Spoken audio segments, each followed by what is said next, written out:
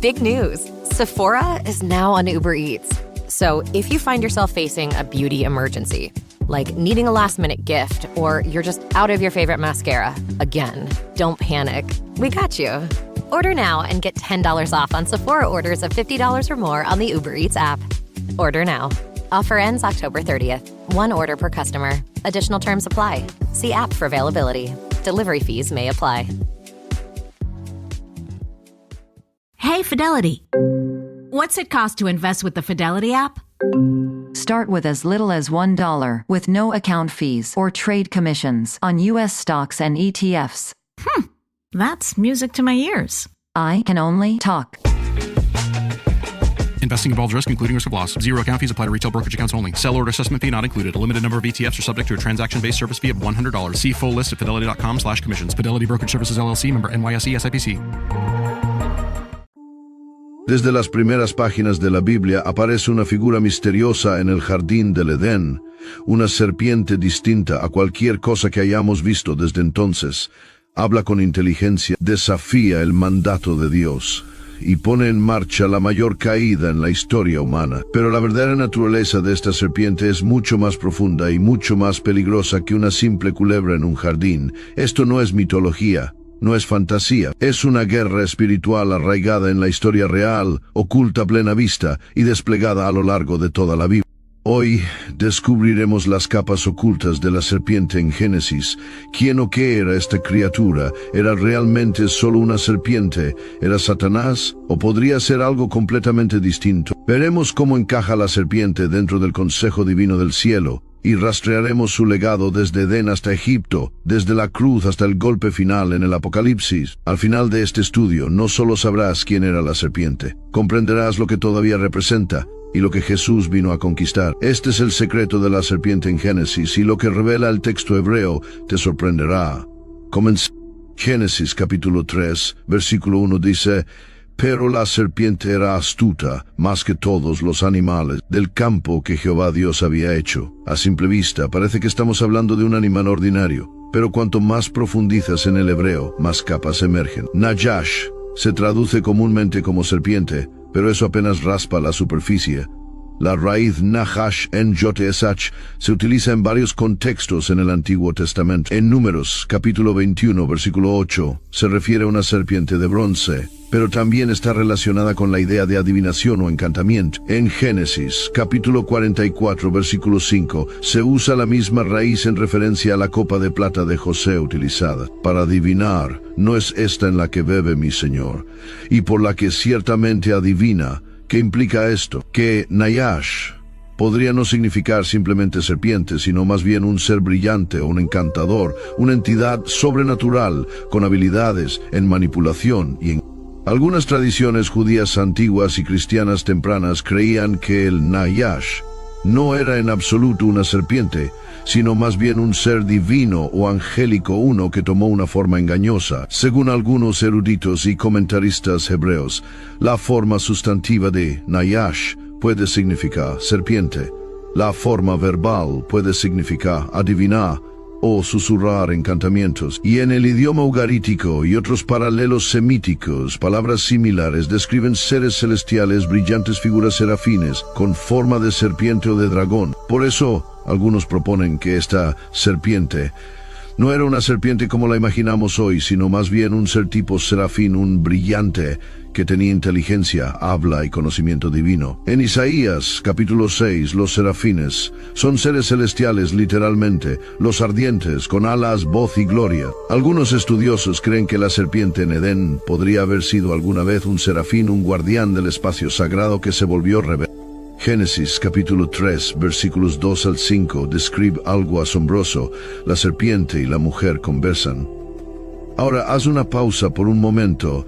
¿Por qué Eva no parece sorprendida? ¿Por qué no dice, espera, ¿por qué un animal me está hablando? Esto no es un cuento de hadas, es un momento teológico cargado de la cosmovisión antigua. En Edén, los seres humanos y los seres divinos compartían el mismo espacio. Edén no era solo un jardín, era un reino divino, un punto de encuentro entre el cielo y la tierra. Adán y Eva no estaban solos, se encontraban en presencia del consejo divino. Ver Job, capítulo 1, versículo 6, Salmo, capítulo 82, versículo 1. Así que es muy posible que esta serpiente no fuera una simple serpiente, sino un miembro del ámbito divino, apareciendo en una forma radiante o astuta. De hecho, 2 de Corintios, capítulo 11, versículo 14, nos da una pista, y no es maravilla, porque el mismo Satanás se disfraza como ángel del que podría ser que Eva fue tentada no por una criatura grotesca, sino por algo hermoso, algo que parecía sabio, radiante y digno de confianza. Génesis capítulo 3, versículo 14, sobre tu pecho andarás, y polvo comerás todos los días de tu vida. Esto ocurre después de la caída. Entonces, antes de la maldición, la serpiente no se arrastraba. Puede que estuviera erguida, puede que tuviera extremidades, alas o incluso una forma humanoide. Textos judíos antiguos, como el libro de Enoch y el Talmud, incluso especulan que la serpiente originalmente tenía piernas, o la capacidad de caminar y razonar. Esta maldición no fue solo física, fue una humillación simbólica. Lo que una vez estuvo erguido y elevado fue derribado. Lo que una vez comunicaba secretos divinos fue reducido a comer polvo, una metáfora bíblica de derrota.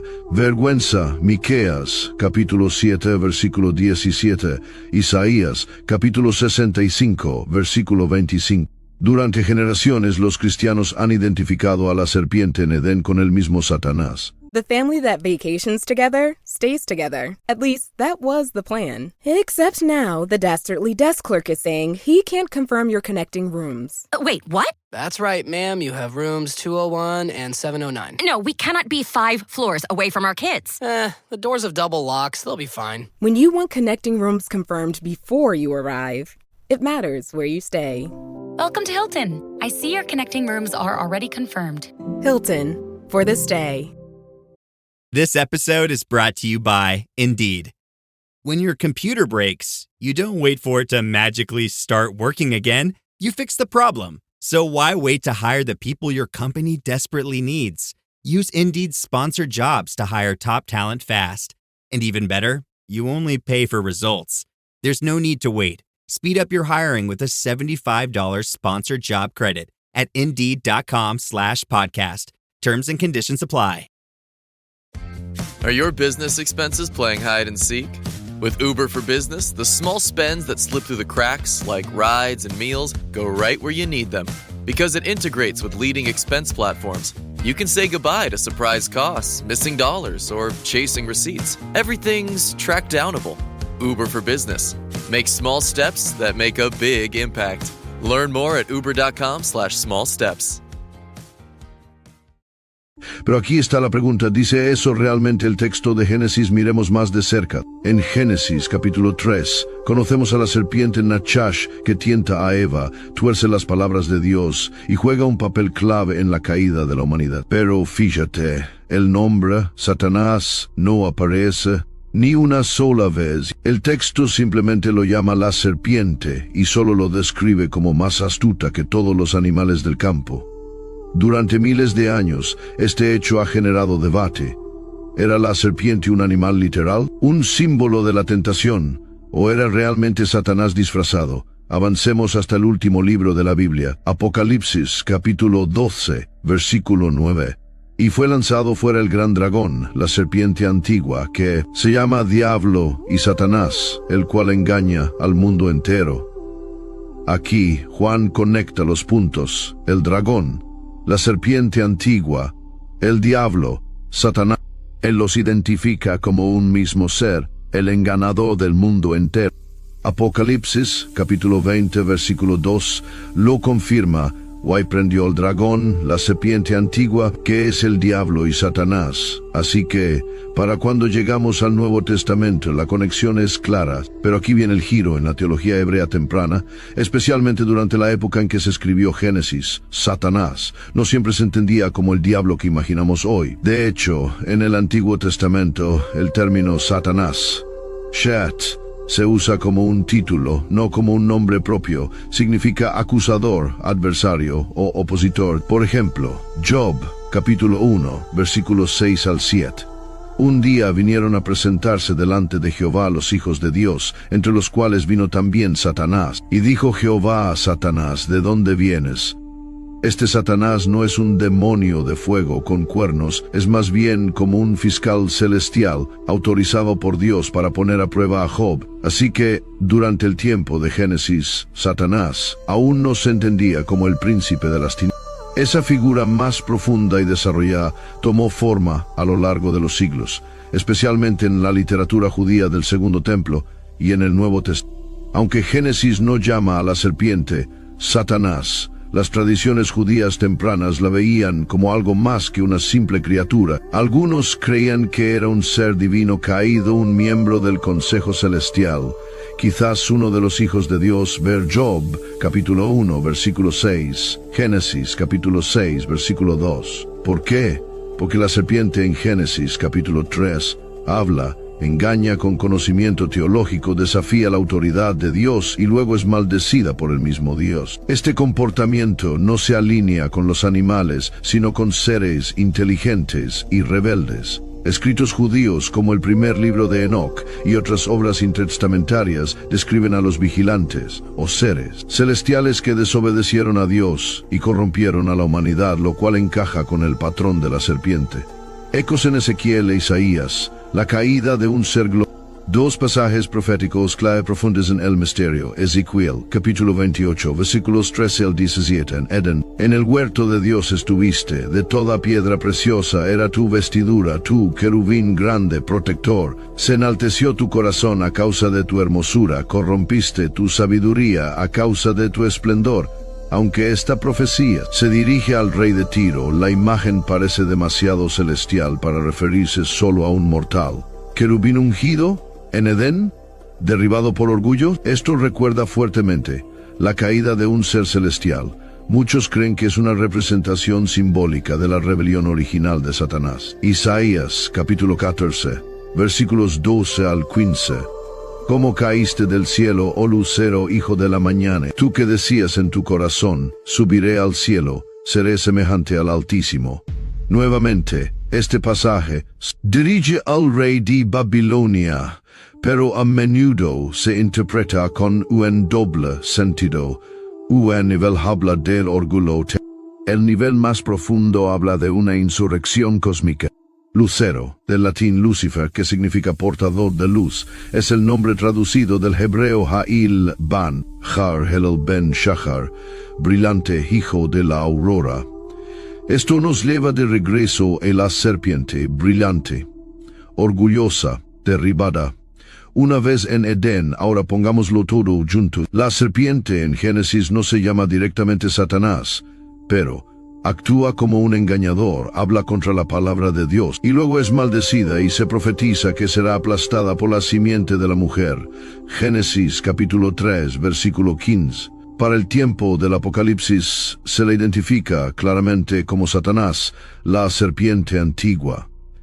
Incluso Pablo hace referencia a esta conexión. Segunda de Corintios, capítulo 11, versículo 3. Pero temo que como la serpiente con su astucia engañó a Eva, vuestros sentidos sean de alguna manera extraviados. La serpiente pudo haber comenzado como una figura misteriosa, envuelta en ambigüedad. Pero con el tiempo, las Escrituras corren el velo revelando a un ser no solo astuto, sino también rebelde a nivel cósmico, un acusador divino, un engañador, un opositor del orden de Dios, una figura cuya caída dio forma a la historia humana. La serpiente no era simplemente una culebra, fue el primer enemigo de la humanidad, y la guerra que comenzó aún sigue librándose hoy.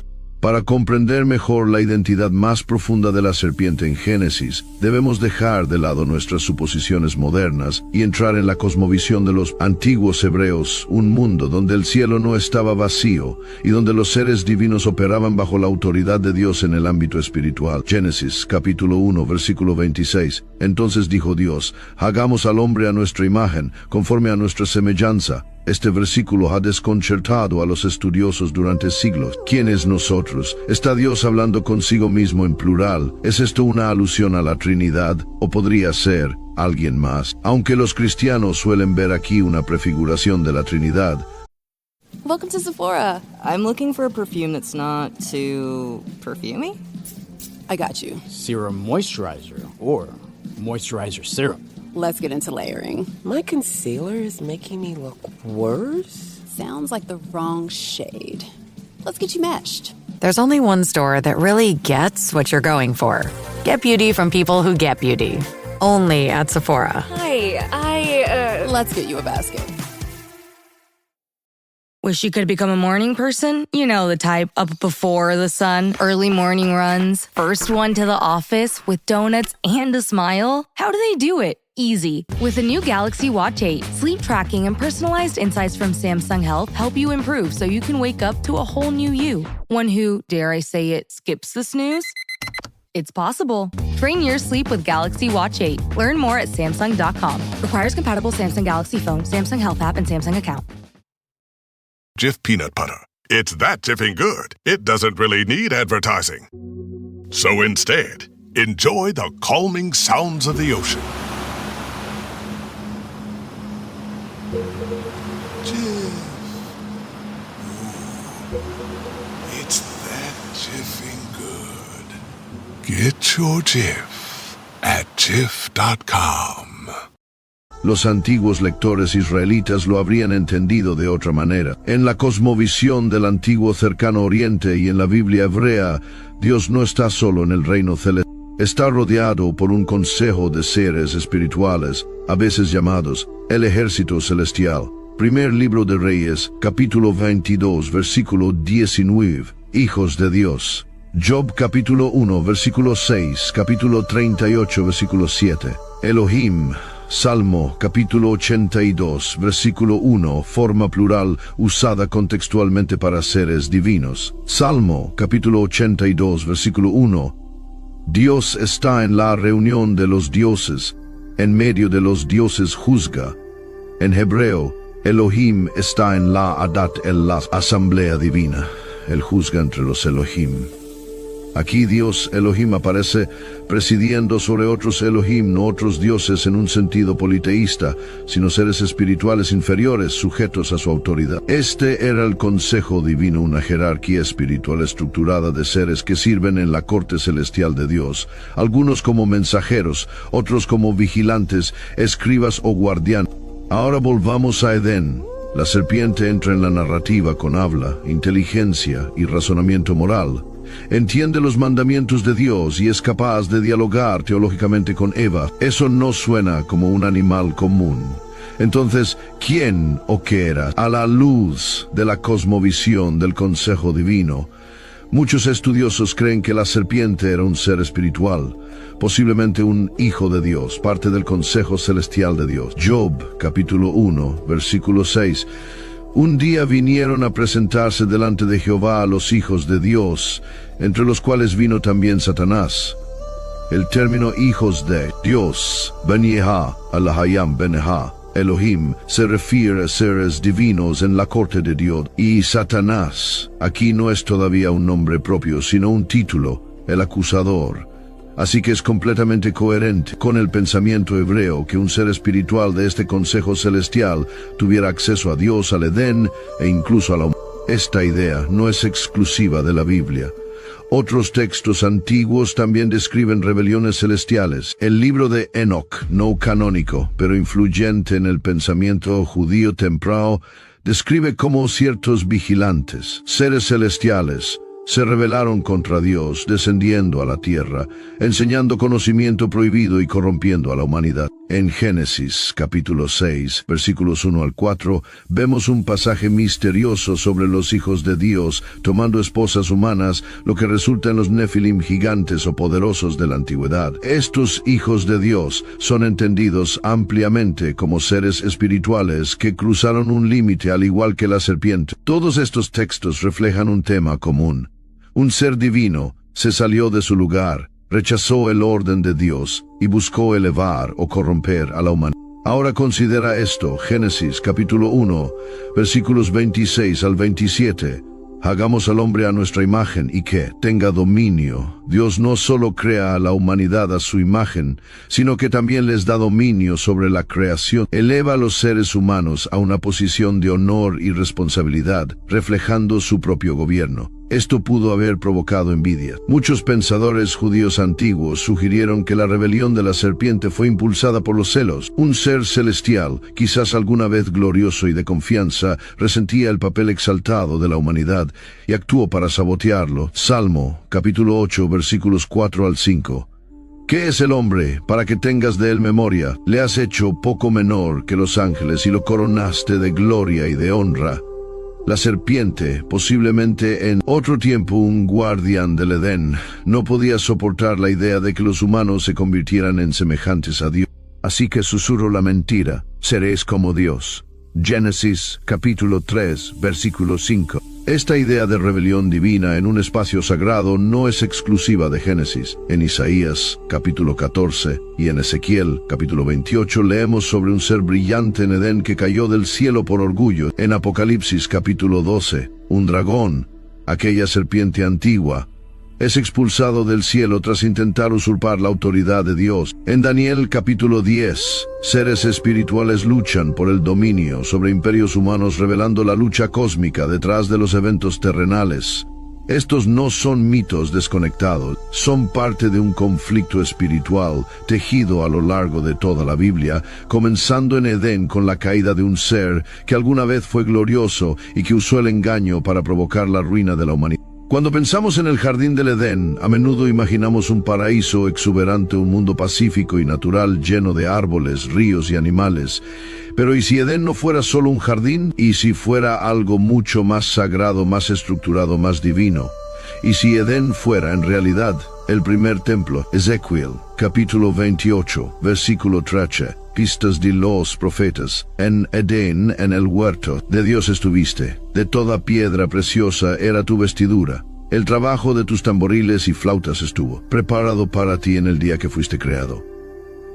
Este versículo, aunque dirigido al rey de Tiro, está saturado de imágenes edénicas y parece describir a un ser glorioso que estuvo presente en el jardín de Dios. Los siguientes versículos dicen: Ezequiel, capítulo 28, versículo 14. Tú, querubín grande, protector, estuviste en el santo monte de Dios. ¿Lo notaste? Edén no es solo un jardín, se lo menciona como un monte santo, un ámbito divino, un lugar de elevación, santidad y cercanía al trono de Dios. Esta idea no es nueva, está respaldada por numerosos estudiosos, tanto judíos como cristianos. Esto es lo que ellos señalan. Edén tenía un límite. Génesis, capítulo 3, versículo 24. Custodiado por querubines, tenía un santuario central, el árbol de la vida, que simbolizaba la presencia divina. A Adán se le dijo que trabajaba. As a contractor, I don't pay for materials I don't use. So why would I pay for stuff I don't need in my mobile plan? That's why the new MyBiz plan from Verizon Business is so perfect. Now I can choose exactly what I want, and I only pay for what I need. Right now, with MyBiz plan, get our best price, as low as $25 a line. Visit Verizon.com/business to get started today. New lines only. Price per month with 5+ lines. Includes auto pay and paper-free billing and promotional discount. Taxes, fees, economic adjustment charge. Applicable add-ons, prices, and terms apply. Guarantee applies to base monthly rate and stated discounts only. Add-on prices additional. Offers end September 30th, 2025. Are you a forward thinker? Then you need an HR and finance platform that thinks like you do. Workday is the AI platform that helps propel your organization, your workforce, and your industry into the future. Workday, moving business forever forward. Don't chew on that, Max. Cooper loves that chew too. Oh, now he's into Cooper's food. Wow, he is loving it. What do you feed Cooper? Blue Buffalo Life Protection Formula. He never leaves a crumb. I love it because it's made with high-quality protein, nutrient-rich fruits and veggies, and wholesome whole grains. Looks like we're switching to Blue. Blue Buffalo foods are made with the superior ingredients your dog needs to thrive. Can your dog food say that? Visit feedbluefood.com to learn more. Y guardara el jardín. Génesis capítulo 2, versículo 15. Esas palabras hebreas bededavad, she, mira, shamar, son las mismas que usa la Torá para describir las funciones de los sacerdotes levitas que servían en el tabernáculo. Ver Números capítulo 3, versículos 7 al 8. Y guardarán su cargo para servir en el tabernáculo. En otras palabras, Adán no era simplemente un jardinero, era un sacerdote encargado de custodiar el espacio sagrado, ministrar ante Dios y mantener el orden en la creación. Cada elemento de Edén apunta a un espacio santo. El árbol de la vida simbolizaba la comunión eterna con Dios. Los ríos que salían de Edén reflejan la imaginería de templos posteriores. Ver Ezequiel, capítulo 47, Apocalipsis, capítulo 22. La presencia de querubines custodiando la entrada después de la caída es un paralelo directo con los querubines bordados en el velo del templo. Éxodo, capítulo 26, versículos 31 al 33. Así que Edén era más que un paraíso, era la morada de Dios en la tierra. Era el prototipo del tabernáculo y luego del templo en Jerusalén. Ahora imagina esto: entra la serpiente en este espacio sagrado, no solo como una criatura astuta, sino como un ser divino rebelde que alguna vez tuvo acceso a este monte santo. ¿Y qué hace? Desafía la palabra de Dios, distorsiona la verdad, tienta a la humanidad a desobedecer, introduce el desorden en lo que estaba perfectamente ordenado. Esto no se trataba simplemente de comer un fruto, fue una violación del orden divino en el espacio más sagrado de la tierra. La serpiente profanó el templo, inició una rebelión espiritual en la misma presencia de Dios. Por eso el juicio es tan severo. Dios lo lanza al suelo, deberá arrastrarse sobre su vientre. Adán y Eva son expulsados de Edén, exiliados de la presencia de Dios. Y querubines se colocan en la entrada con una espada encendida, no solo para proteger el fruto, sino para custodiar la santidad de la morada de Dios. El acto de la serpiente en Edén es la primera guerra espiritual registrada en la Escritura. No se libró con armas, se libró con palabras, engaño y distorsión, y dio inicio a una batalla cósmica que continúa hasta hoy, entre la verdad y la mentira, entre la luz y las tinieblas, entre el orden de Dios y el caos del enemigo. Esta escena prepara el escenario para cada batalla espiritual que sigue: Caín y Abel, la Torre de Babel, la guerra en el cielo, Apocalipsis, capítulo 12, y, en última instancia, la victoria de Cristo sobre la serpiente en la cruz. En el momento en que Adán y Eva desobedecen, la atmósfera en Edén cambia. El diálogo entre la serpiente, Eva y Adán termina abruptamente y Dios habla. Lo que sigue no es una explicación, es un juicio, una sentencia divina sobre tres culpables: la serpiente, la mujer y el hombre. Pero de todos los castigos, el que se dirige a la serpiente es el más misterioso y el más revelador. Génesis capítulo 3, versículo 14. Comienza la maldición. Por cuanto esto hiciste, maldita serás entre todas las bestias y entre todos los animales del campo. Sobre tu pecho andarás, y polvo comerás todos los días de tu vida. Esta es la primera maldición pronunciada por Dios en las Escrituras. Y no es solo un castigo, es una transformación. Este pasaje plantea una pregunta importante. Si ahora se le sentencia a arrastrarse sobre su vientre, ¿qué hacía antes? Estaba erguida, tenía patas o alas, podía sostenerse o incluso volar. Muchas tradiciones judías, incluidas las del Talmud y el Midrash, sugieren que la serpiente originalmente caminaba erguida, hablaba con fluidez e incluso irradiaba un aspecto ardiente o luminoso como un ser divino. De hecho, algunas tradiciones identifican a la serpiente con un serafín caído, un ardiente. Ver Isaías, capítulo 6, versículo 2, una clase de seres celestiales. Si esto es así, entonces la maldición no fue solo física. Fue una pérdida de posición, dignidad y estatus espiritual. La forma de la serpiente fue transformada de alta a baja, de ser quizás un ser majestuoso o incluso radiante, a convertirse en un símbolo de vergüenza y degradación. Arrastrarse en el polvo no era solo una incomodidad, era el signo supremo de derrota y deshonra en el mundo bíblico. Miqueas, capítulo 7, versículo 17. Lamerán el polvo como la serpiente. Isaías capítulo 65, versículo 25. El polvo será el alimento de la serpiente. La imagen es clara. Arrastrarse en el polvo significa estar separado de la autoridad, de la luz y del ámbito celestial. La serpiente ahora está confinada a la tierra, humillada y condenada, no solo a una nueva forma, sino a un nuevo rol en la... El conflicto más profundo. Génesis capítulo 3, versículo 15. Hoy pondré enemistad entre ti y la mujer, y entre tu simiente y la simiente suya. Esta te herirá en la cabeza, y tú le herirás en el calcañar. Génesis capítulo 3, versículo 15. Esto es más que poesía, es profecía. Este versículo es conocido como el protoevangelio o primer evangelio. Es el primer rayo de esperanza en un mundo caído. Examinémoslo. Y pondré enemistad entre ti y la mujer. La decepción de la serpiente creó una fractura permanente entre el engañador y la raza humana, entre tu simiente y la simiente suya. Habrá dos linajes, la simiente de la serpiente que representa el mal, la rebelión y el engaño espiritual, la simiente de la mujer que representa el plan redentor de Dios. Este lenguaje no es solo biológico, es teológico. Jesús hace referencia a este linaje espiritual cuando habla a los fariseos. Juan capítulo 8, versículo 44. Vosotros sois de vuestro padre el diablo. Y en primera de Juan capítulo 3, versículo 10, leemos: en esto se manifiestan los hijos de Dios y los hijos del diablo. La parte más poderosa de este versículo es la línea final. Él te herirá en la cabeza y tú le herirás en el calcañar. ¿Qué significa esto? La serpiente herirá el talón, una herida dolorosa pero no mortal. La simiente de la mujer aplastará la cabeza de la serpiente, un golpe fatal. Esta es una referencia profética a Jesucristo, la simiente definitiva de la mujer. En la cruz, Satanás hirió su talón, le causó la muerte. Pero por medio de su resurrección, Cristo aplastó la cabeza de la serpiente, venciendo el pecado, la muerte y el infierno de una vez por todas. Romanos, capítulo 16, versículo 20. Y el Dios de paz aplastará en breve a Satanás bajo vuestros pies.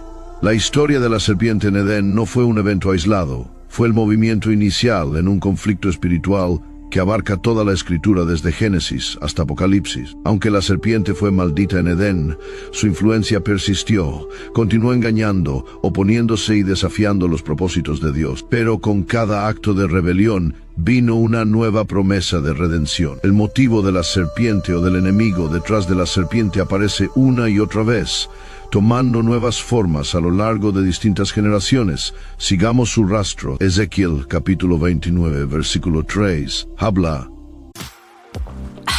Ah, Smart Water. Pure, crisp taste. That's really good water. It's the kind of water that says, I have my life together. I do feel more sophisticated. Smart Water. For those with a taste for taste. Grab yours today. Anyone can follow. It takes something special to be an original, which is why the 2025 Lincoln Navigator SUV arrives with new ways of surrounding you in luxury, including the ultra-wide 48-inch panoramic display and the multi-sensory Lincoln Rejuvenate experience. A true original never stops evolving. So meet the 2025 Navigator, the original that's all new and better than ever. Learn more at Lincoln.com. Lincoln and Navigator are trademarks of Ford or its affiliates. This podcast is brought to you by Carvana. Carvana lets you buy your next car on your terms. Explore a massive inventory online, filter for what matters, and find your perfect match. Then choose delivery to your home or pick it up at one of Carvana's iconic car vending machines. Every car also comes with a 7-day money-back guarantee, so you can make sure it's the right fit. Buy your car on Carvana. Delivery or pickup fees may apply. Limitations and exclusions may apply. See our 7-day return policy at Carvana.com. Carvana. Y di, así ha dicho Jehová el Señor, he aquí yo estoy contra ti, oh Faraón, rey de Egipto, el gran dragón que yace en medio de sus ríos. A Faraón se le llama dragón, en hebreo, tanin, una serpiente marina, un monstruo del caos. En la mitología egipcia, la deidad serpiente Apep Apophis representaba el caos, luchando constantemente contra el dios Sol. Así que, cuando Dios llama dragón a Faraón, está diciendo, te has alineado con el caos como la serpiente. Así como la serpiente trató de esclavizar a Adán y Eva mediante el engaño, Faraón intentó esclavizar al pueblo de Dios mediante la opresión. Pero así como la serpiente fue aplastada, Faraón sería derrocado por la mano poderosa de Dios. Avancemos ahora a los evangelios. Mateo, capítulo 12, versículo 34. Generación de víboras, ¿cómo podéis hablar lo bueno siendo malos? Jesús no solo usaba un lenguaje fuerte, estaba identificando a los fariseos como la descendencia de la serpiente. Esto conecta directamente con Génesis capítulo 3 versículo 15. Y pondré enemistad entre tu simiente y la simiente suya. En ese momento Jesús traza una línea. Aquellos que se oponen a la verdad, distorsionan la palabra de Dios y conducen a otros a la oscuridad, están siguiendo los pasos de la serpiente, y esta confrontación se intensifica hasta llegar a la cruz. El apóstol Pablo comprendía claramente el peligro espiritual que persistía mucho después. Segunda de Corintios, capítulo 11, versículo 3. Pero temo que, como la serpiente con su astucia engañó a Eva, vuestros sentidos sean de alguna manera extraviados de la sincera fidelidad a Cristo. Las tácticas de Satanás no han cambiado. Confundir la verdad, torcer la palabra de Dios, sembrar duda, desviar el corazón de Cristo. Pablo advierte a los creyentes, el mismo enemigo que engañó a Eva sigue susurrando mentiras hoy. Pero Pablo no termina con temor, termina con esperanza. Romanos capítulo 16, versículo 20, la promesa de victoria. Y el Dios de paz aplastará en breve a Satanás bajo vuestros pies. Este versículo refleja Génesis capítulo 3, versículo 15. Pero ahora el aplastamiento de la cabeza de la serpiente se comparte con la iglesia. Gracias a la victoria de Cristo, ahora participamos en la derrota de la serpiente. Cada vez que la verdad vence al engaño, cada vez que un alma es rescatada de la oscuridad, cada vez que elegimos al Espíritu en lugar de la carne, estamos ayudando a aplastar la influencia de la serpiente en nuestro... La serpiente queda completamente desenmascarada en el último libro de la Biblia. Apocalipsis capítulo 20 versículo 2. Suai prendió al dragón, la serpiente antigua, que es el diablo y Satanás. Aquí todos los títulos se fusionan en uno solo. El dragón, la serpiente antigua, el diablo, Satanás. Este es el mismo ser que tentó a Eva, el mismo que actuó por medio de Faraón, el mismo que se opuso a Cristo. Pero ahora ha llegado su fin. En la cruz, Satanás hirió el talón del Mesías, pero mediante la resurrección, Jesús aplastó su cabeza. Colosenses, capítulo 2, versículo 15, y despojando a los principados y a las potestades, los exhibió públicamente, triunfando sobre ellos en la cruz. Y en Apocalipsis, capítulo 12, vemos a una mujer que representa al pueblo de Dios dando a luz a un hijo varón, el Mesías, mientras el dragón espera para devorarlo. Pero el niño es arrebatado hacia Dios, y el dragón es arrojado. La rebelión de la serpiente termina donde comenzó, en terreno sagrado, pero esta vez pierde. La historia de la serpiente comienza en Edén, pero termina en el lago de fuego. Comenzó como un engañador, susurrando mentiras a Eva. Termina como un enemigo derrotado, aplastado bajo los pies de Cristo y su pueblo. La batalla aún puede continuar hoy, pero el resultado ya está escrito. Jesús es la verdadera simiente de la mujer, y la serpiente, su tiempo es corto. Su destino está sellado, su cabeza ya está bajo el talón del Salvador. Entonces, ¿qué significa todo esto para nosotros hoy? Después de una hora de desentrañar capas de hebreo antiguo, profecía bíblica y guerra espiritual, nos queda una verdad innegable. La serpiente en Edén no era solo una culebra, era un ser divino rebelde, un engañador, un enemigo cósmico que desde el principio apuntó contra la imagen de Dios en la humanidad. No simplemente tentó a Adán y Eva con fruto, trató de desmantelar todo el plan de Dios para sus hijos, desde Edén hasta Egipto, desde Babilonia hasta los fariseos, desde el engaño espiritual en tiempos de Pablo hasta la confusión. Y el compromiso espiritual de hoy, la serpiente siempre ha tenido la misma misión: separar a la humanidad de Dios, socavar tu propósito, impedir que descubras quién eres realmente, una imagen amada y escogida del Altísimo. Pero aquí están las buenas noticias. Juan, capítulo 3, versículos 14 al 15. Y como Moisés levantó la serpiente en el desierto, así es necesario que el Hijo del Hombre sea levantado, para que todo aquel que en él cree no se pierda, mas tenga vida eterna.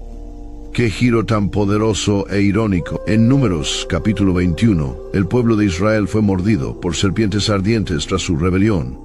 Dios le dijo a Moisés que levantara una serpiente de bronce sobre una asta, y los que la miraban con fe vivían. Jesús hace referencia a esa serpiente, ese símbolo de la maldición, y dice: ese soy yo me convertiré en la maldición por ti. Ver Gálatas capítulo 3, versículo 13. Permitió que el enemigo hiriera su talón en la cruz para poder aplastar la cabeza de la serpiente para siempre. ¿Qué significa eso para ti? Significa que las mentiras de la serpiente no tienen por qué definirte. Significa que tu pasado puede ser redimido. Significa que la vergüenza que entró por medio del Edén ha sido cubierta por la sangre del Cordero. No tienes que seguir viviendo bajo el engaño. Aférrate a la palabra de Dios, camina en la verdad de tu identidad, rechaza el susurro del enemigo y recuerda, Jesús no vino solo a exponer a la serpiente, Él vino a destruirla. Primera de Juan, capítulo 3, versículo 8. Para esto apareció el Hijo de Dios, para deshacer las obras del diablo. La batalla que comenzó en Edén terminó en el Calvario, y ahora caminamos en esa victoria. Apocalipsis, capítulo 12, versículo 11. Y ellos le han vencido por medio de la sangre del Cordero y de la palabra del testimonio de ellos. Vences no por tu fuerza, sino por aquel que fue levantado, quien llevó la maldición y rompió el poder de la serpiente para siempre. Amigo, si este mensaje abrió tus ojos, no te vayas sin ser transformado. Deja que fortalezca tu fe. Deja que despierte tu espíritu. Deja que te recuerde que eres parte de una guerra, pero también de una historia de victoria. Asegúrate de dar me gusta, comentar y suscribirte para recibir más estudios bíblicos profundos como este. Y comparte esto con alguien que ha estado escuchando las mentiras de la serpiente, alguien que necesita conocer la verdad. Porque la serpiente tal vez aún susurre, pero la voz del pastor es más fuerte. Y en Cristo, la cabeza del enemigo está aplastada. Para siempre.